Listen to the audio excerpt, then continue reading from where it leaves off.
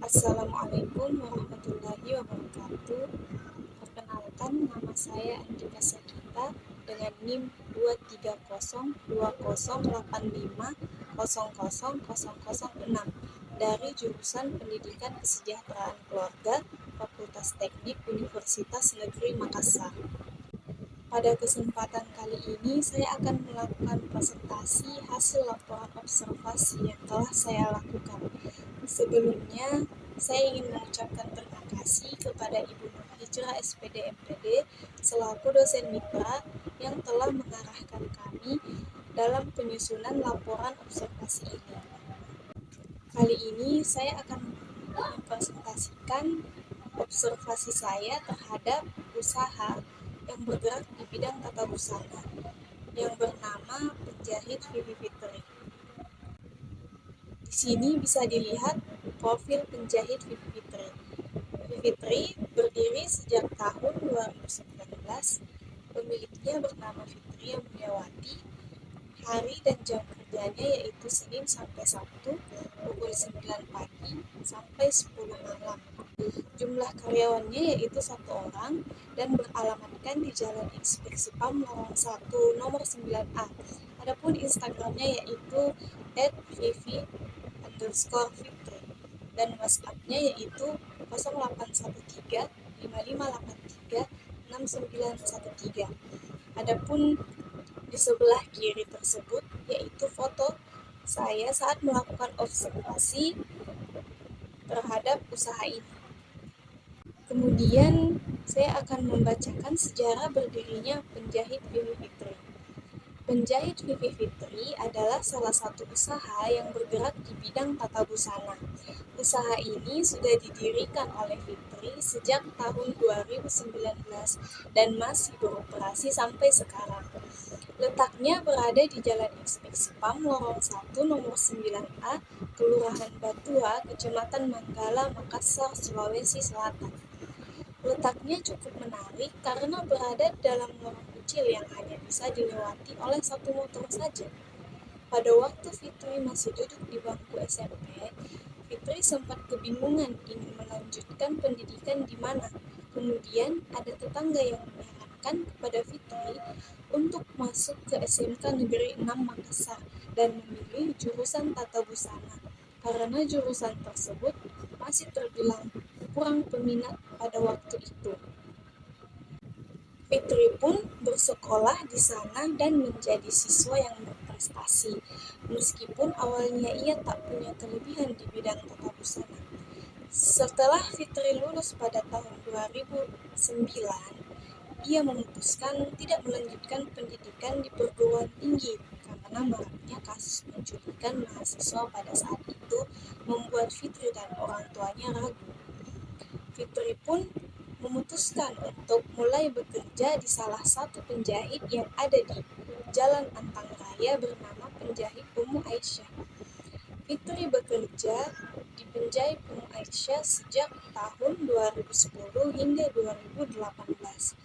Kemudian Fitri baru memberanikan diri menerima jahitan permak pada tahun 2018 akhir hingga sekarang, yang kini sudah menerima pesanan jahitan busana wanita berupa kebaya, gaun, dan sebagainya.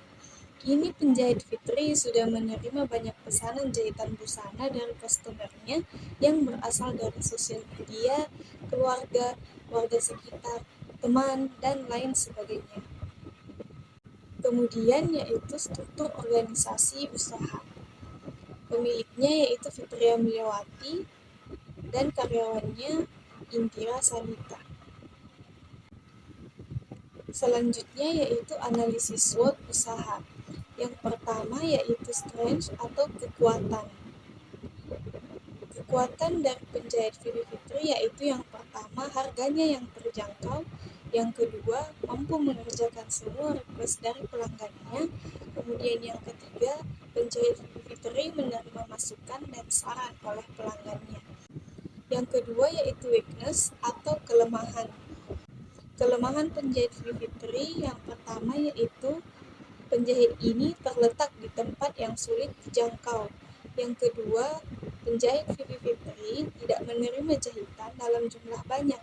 Kemudian yang terakhir yaitu penjahit Vivi Fitri masih kekurangan karyawan. Yang ketiga yaitu opportunity atau peluang. Penjahit Vivi Fitri memiliki pelanggan tetap karena jahitannya yang memuaskan. Kemudian, penjahit Vivi Fitri mudah mendapatkan pelanggan baru karena aktif di beberapa media sosial. Yang terakhir yaitu threat atau ancaman. Ancaman yang pertama yaitu letak penjahit Vivi Fitri yang berada dalam lorong membuat usaha ini tak dilirik oleh pengendara. Yang kedua yaitu banyaknya usaha jahit yang ada di pinggir jalan. Kemudian, pendapat pribadi saya setelah melakukan analisis SWOT. Menurut saya, penjahit Vivi Fitri ini memiliki banyak kelebihan dan peluang yang bisa mengantarkan usahanya menuju usaha yang lebih besar dan lebih terkenal lagi di kalangan masyarakat.